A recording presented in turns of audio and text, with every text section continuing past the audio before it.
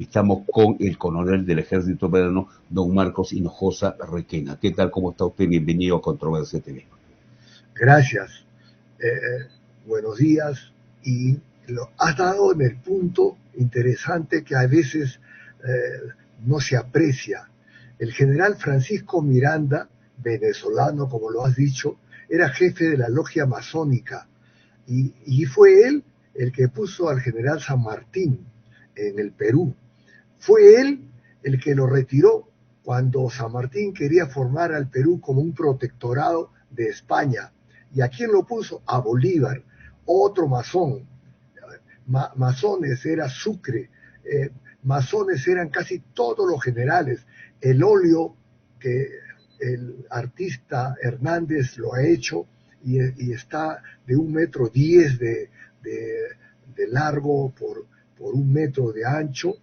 Ahí está claro la presencia de Sucre, la presencia de generales venezolanos, colombianos y solamente un peruano, Gamarra, general Gamarra, y que posteriormente fue 2 veces presidente de la República y participó posteriormente también en la batalla de Ayacucho. Se celebra 200 años de la antesala a la batalla de Ayacucho, porque si no se hubiera ganado Junín, poco o nada hubiéramos podido hacer en Ayacucho. La batalla de Junín fue un hecho sin igual, porque se demostró la valía del ejército peruano, desde la recolección de caballos. Un mes antes, un oficial peruano, Tudela, comenzó a recolectar caballos de los terratenientes, etcétera, y los más grandes al ejército patriota, ¿no? Y aparte de ello, Junín, 4 días antes, el ejército patriota estaba en la pampa de Junín, pero los realistas estaban 15 días antes y tomaron posesión de la parte más alta de la pampa de Junín, y comenzaron el ataque y sorprendieron al ejército patriota, es cierto, pero ahí viene la iniciativa del comandante Rasuri, que estaba en la reserva y veía cómo estaban retrocediendo los patriotas, y él, iniciativa y decisión, y ordena qué mejor oportunidad para atacar la retaguardia del ejército realista. Mire usted, y una posible derrota se convirtió en victoria, cuando los realistas, los españoles, habían ordenado degüello. ¿Qué significa degüello? Que con sus sables tenían que cortarle la cabeza a todos los soldados patriotas. Esa victoria fue contundente, y lo más que se tiene que recordar, Simón Bolívar creyó que esta batalla iba a ser perdida y ordenó la retirada. Cuando se ganó la batalla de Junín, 1 hora 14 minutos se demoraron en decirle a Bolívar que se había ganado. Oh, sorpresa para el general Bolívar, ¿ah? Oh, sorpresa. Y ahí le cambia el nombre de Húsares del Perú, formado por el mariscal Ramón Castilla y Marquesado en Piura, por Húsares de Junín, el que formó a esos soldados, adiestró, entrenó y le dio esa hidalguía, esa identidad de patriotismo por el Perú, fue el capitán Ramón Castilla y Marquesado, 4 veces presidente de la República, 2 constitucional. 1860 hizo la Constitución del Perú. Mire, ese fue el patrono del arma de caballería, significativo. Claro, y a ver, un par de detalles sobre el tema, ¿no? Usted es también del arma de caballería, ¿sí? Afirma. En esos tiempos, pues, la caballería era algo importante, ¿no? Porque no había, pues, equipos motorizados, los tanques, los cañones tenían que ser jalados a caballo. Y claro, pues no es como ahora, ¿no? Que uno envía un dron o de repente un roboide humano y va y ataca, ¿no? Como han matado al general, a un comandante de Hamas en Irán. Obviamente las batallas eran bastante complicadas. Y hay un detalle importante que usted ha mencionado. Las fuerzas realistas se acantonaron en la parte alta, ¿no? Normalmente el ejército o un batallón gana la guerra cuando está en la parte alta, porque te permite divisar a los que vienen de abajo, ¿no? Eso también hacían pues los romanos, ¿sí? Así es. Primero hay que buscar el campo, se llama así, campo de batalla. ¿Qué significa? Lo que dices, la parte más significativa para poder ganar.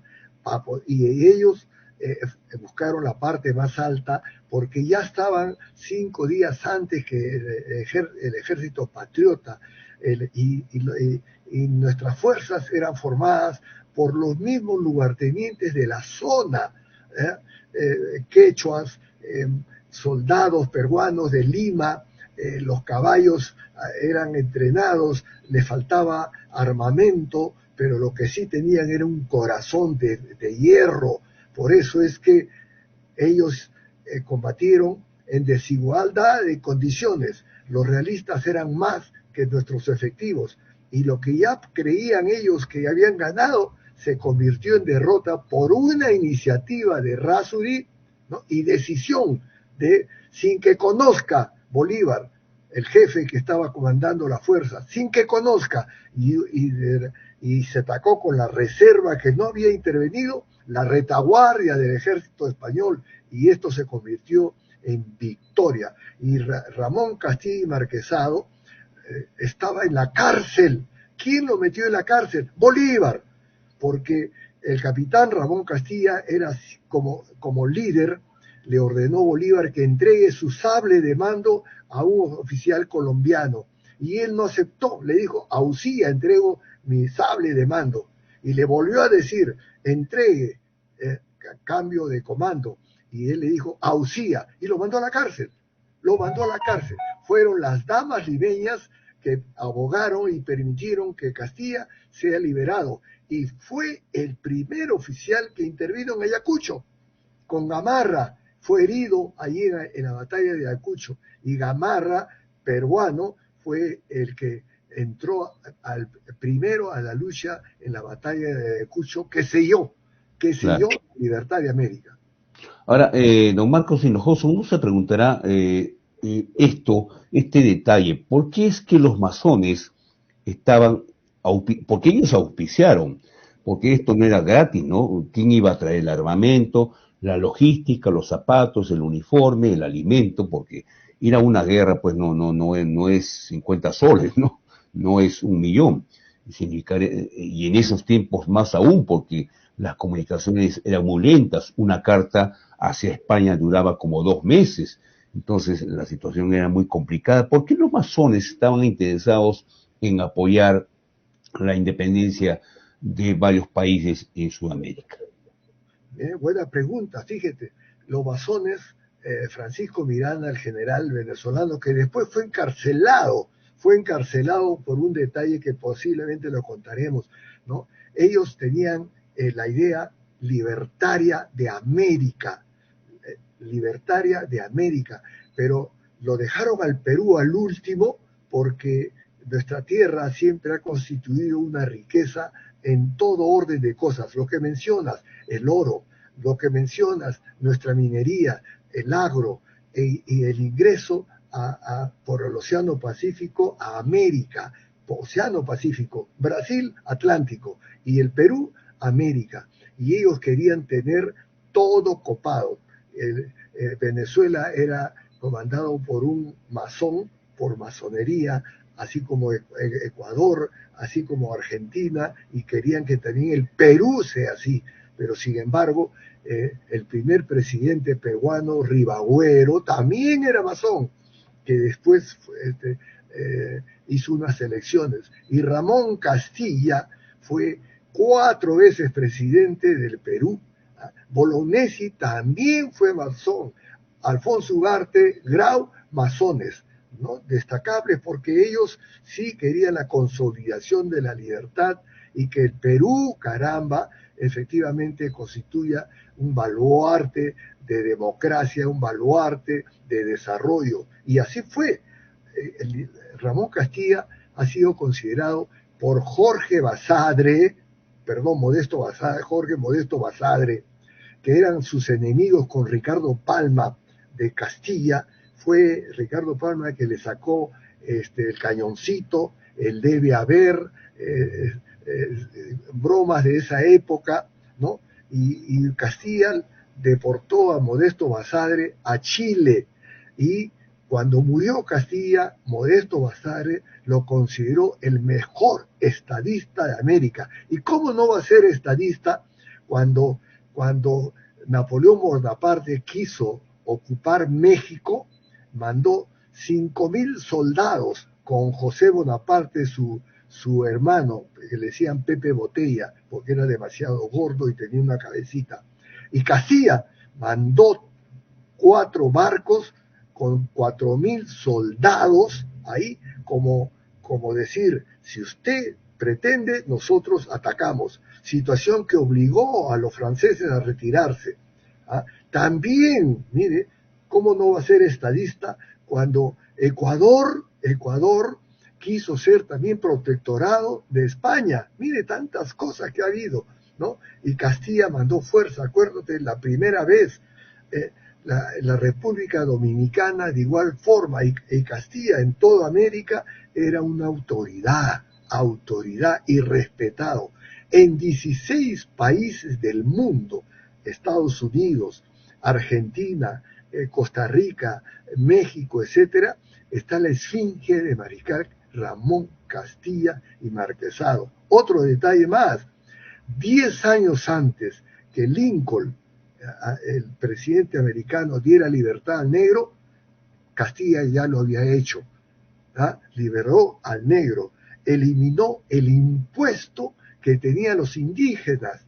El peruano tenía impuesto, tenía que pagar, imagínate. Entonces, ese fue Castilla, y cómo no va a ser considerado. Puso el primer ferrocarril Chorrillos-Lima en Lima. No solamente eso, mira, gas, alumbrado a gas en Lima, ferrocarril, el primer censo del país. El primer censo lo hizo Castilla. ¿Y qué resultó? 3 millones, Perú tenía 3 millones de habitantes, 1.100.000 eran analfabetos. ¿Y qué construyó? Colegios. Mira ese detalle de Ramón Castilla, por eso es considerado estadista. Ahora, se dice que detrás de los masones, en realidad quien daba la plata era el Reino de Inglaterra, es decir, Inglaterra, ¿no? Porque en esos tiempos Inglaterra era una potencia, no había Estados Unidos, Francia se había caído años antes con Bonaparte, y bueno, Rusia no era considerado pues una potencia, China era mirado con desprecio, no teníamos la potencia de Japón. Entonces, Inglaterra era la gran potencia de esos momentos, ¿no? Y entonces ellos dijeron, ¿por qué los españoles se van a quedar con tantas tierras donde hay riqueza, hay oro, hay minerales? Y empezaron esta campaña subverticia de apoyar a los masones y apoyar a la vez a todos estos militares. Fue un poco así la historia, ¿no? Es correcto. Acuérdate que al ser derrotados los españoles, tenían que desocupar América, ¿no?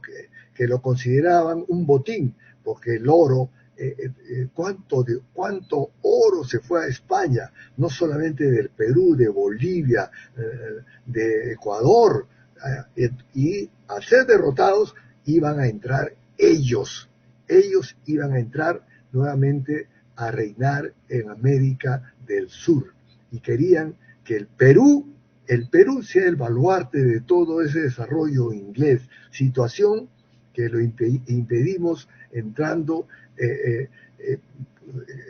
eligiendo a presidentes que efectivamente tuvieron identidad con nuestra patria. Dentro de eso, Ramón Castilla y Marquesado, considerado el mejor estadista, 4 veces presidente, 2 constitucional. ¿Y en qué momento, porque claro, luego de culminar la independencia, todo esto, Inglaterra prácticamente se apodera de esta parte del mundo y empiezan a hacer los contratos, ¿no?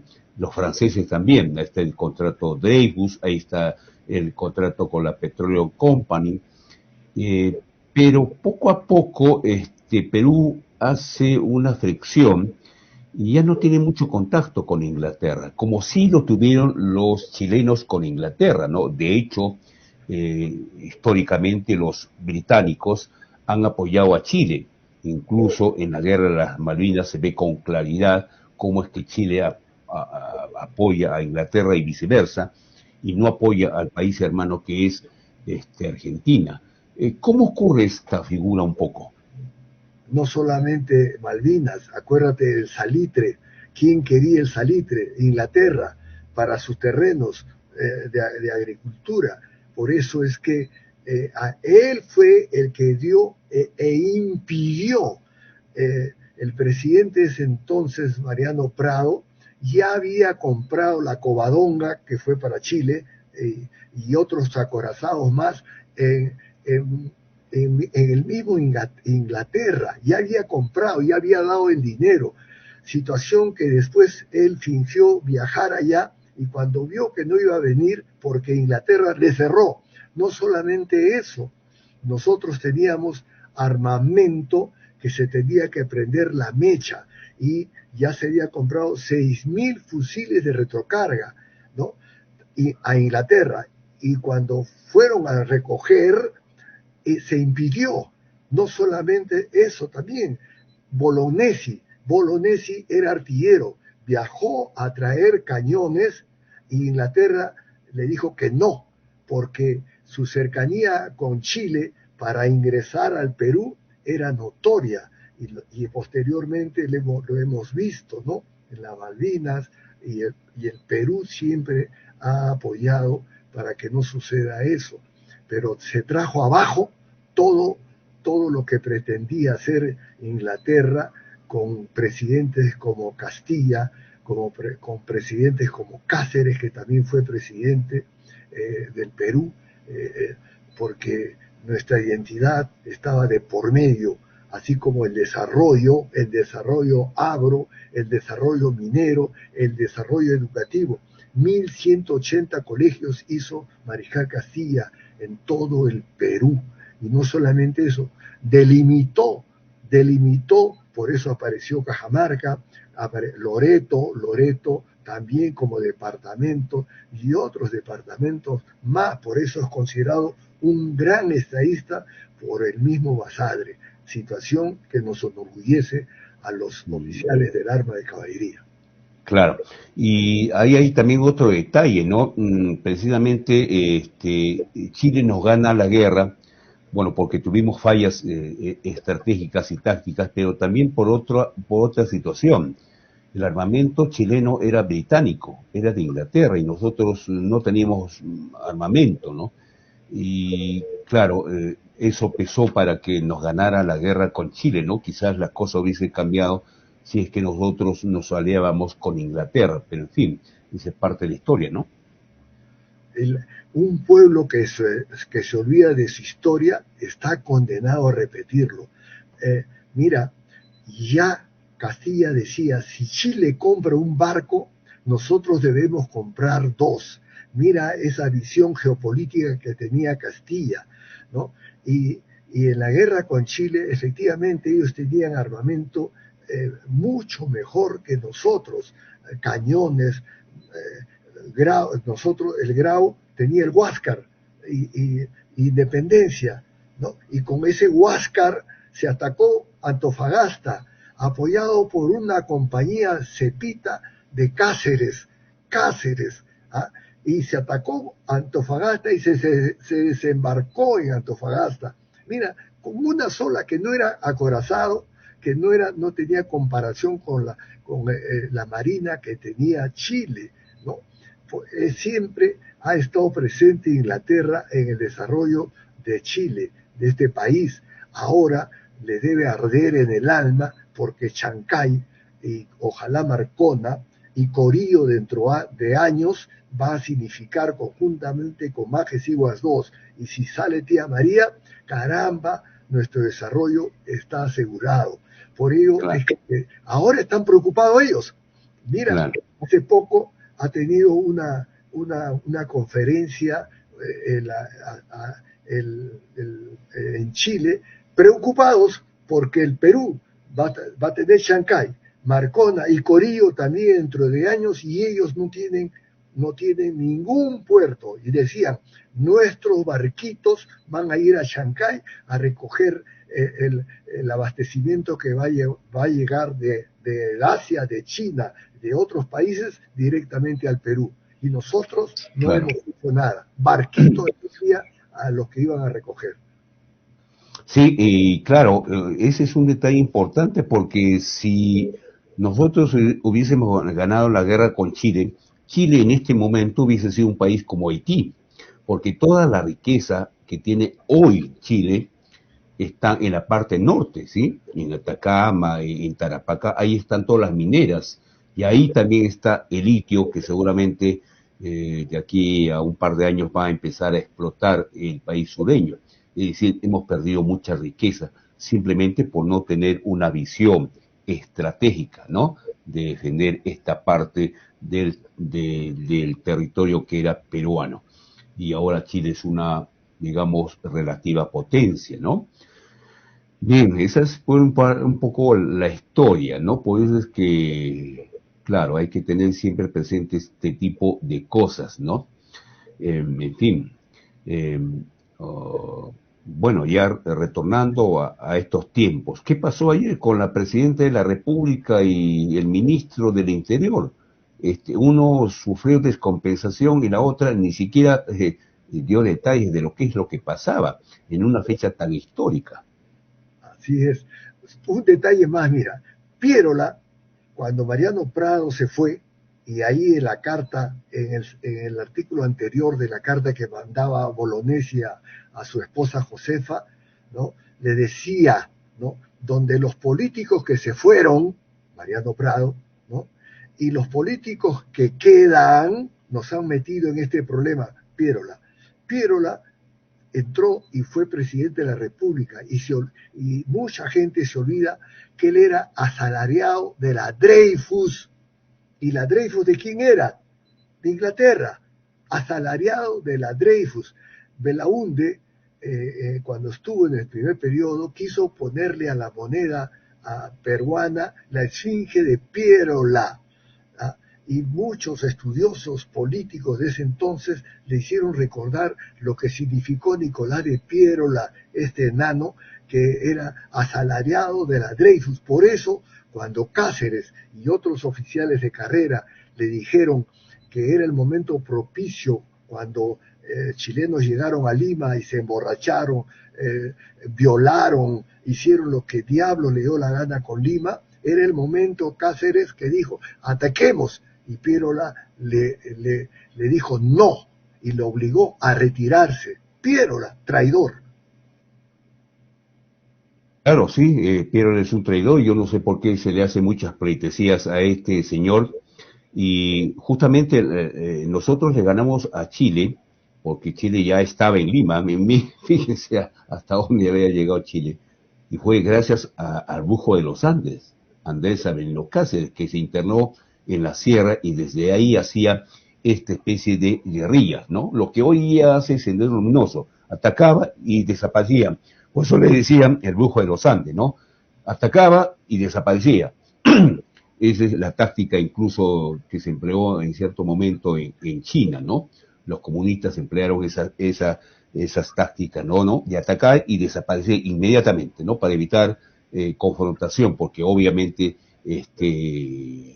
los chilenos en ese tiempo estaban mejor armados y preparados. Muy bien, le decía esto de Dina Boluarte, ¿qué pasó ayer? ¿Qué cree usted que había pasado?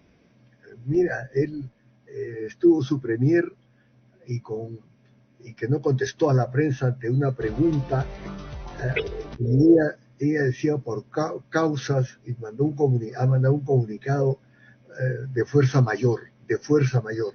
¿Cuál puede ser las causas de fuerza mayor?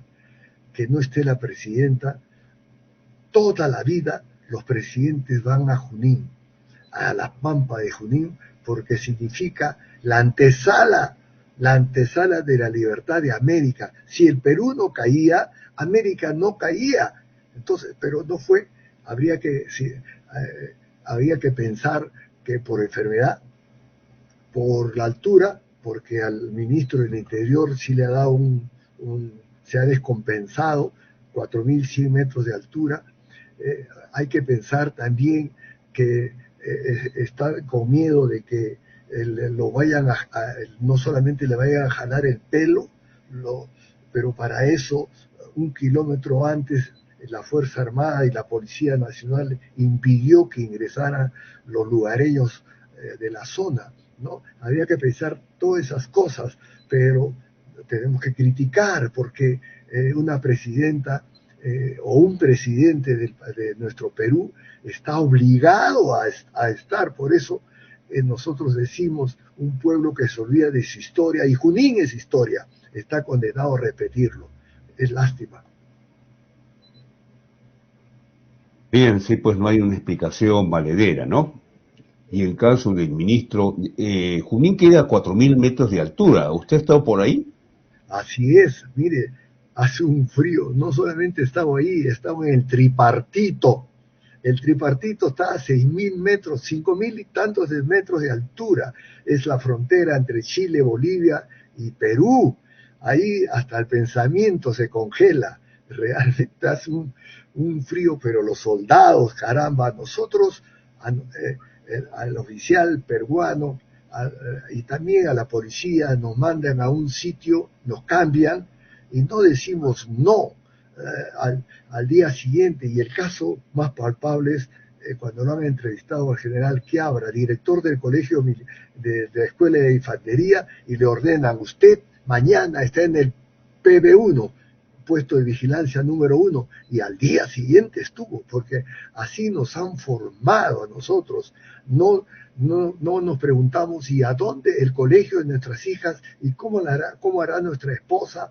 ¿Cómo hará? No, caramba, las órdenes se cumplen y nosotros nos debemos dedicación exclusiva.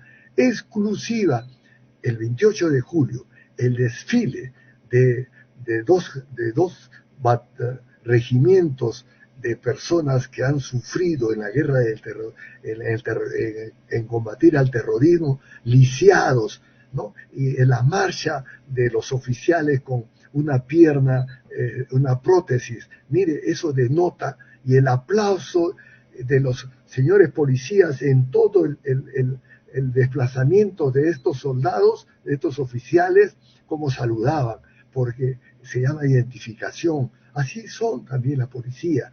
Dedicación exclusiva. No nos preguntamos: ¿y la familia? Y no, señor, usted cumple y está.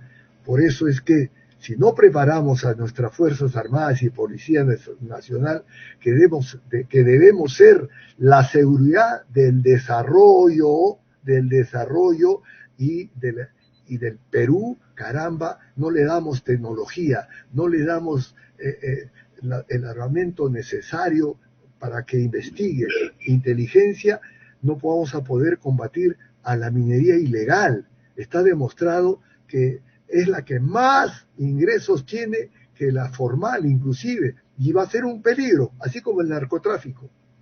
Así es, bueno, las Fuerzas Armadas y sobre todo la Guardia Republicana también en esos tiempos cuidaban nuestra frontera. Y claro, para que usted sepa, PB es puesto de vigilancia, ¿no? Y se adentraban adentro 2, 3 meses sin verlos. Lo mismo ocurría en la selva peruana, sobre todo en la parte entre Colombia y Ecuador. Pero bueno, hoy ya los tiempos han cambiado, ya la vigilancia se puede hacer por satélite, incluso hasta con dron. Los tiempos han cambiado y la tecnología hace el reemplazo de estos miles de soldados, militares, navieros, en fin, miembros de la Guardia Republicana que cuidaban la frontera nuestra. Bien, yo le agradezco esta comunicación que ha resultado bastante provechosa. Gracias a usted. No sé si hay algún detalle final que nos quiera contar. Simplemente decirles que la educación La educación, amigos, debe ser el arma del futuro. Y como tal, hemos descuidado. Por eso es que desde el año 65, las guerrillas, ¿te acuerdas? De Hugo Blanco, de la Puente Uceda, Heró, Javier Heró, etcétera. ¿De quiénes se valieron ellos? De los jóvenes. Por ello la educación debe ser el arma del futuro. Y el profesor debe ser el baluarte del progreso y desarrollo de nuestro Perú, enseñando bien a los jóvenes. Si descuidamos y decimos como Chero que una cultura que hacen las jóvenes de la selva, y si no le damos ahora 146 universidades tiene nuestro país y solamente 10 licenciadas, 10. Ahora ha aprobado el Congreso que el licenciamiento va a ser automático. Así colaboramos con la educación, así colaboramos. Un niño que fallece por un descuido, por una negligencia, puede haber sido un maestro, puede haber sido un médico, puede haber sido un ingeniero agropecuario que impulse nuestro desarrollo. Por eso debemos tener una dedicación así, con bastante identidad en la juventud, en el adolescente, en el niño y posteriormente en el universitario. Situación que no lo estamos haciendo. Muy bien, yo le agradezco esta comunicación y estaremos conversando ya sobre otros temas en los próximos días. Se nos viene la fiesta de Arequipa. Así que gracias a usted. A ustedes también, muy amable, y que Dios nos bendiga. Bien, gracias. Ha sido el coronel del ejército peruano, don Marcos Hinojosa Requena, que pertenece precisamente al arma de caballería, que fue importante en aquellos tiempos, ¿no? Retornamos en instantes, volvemos en breve.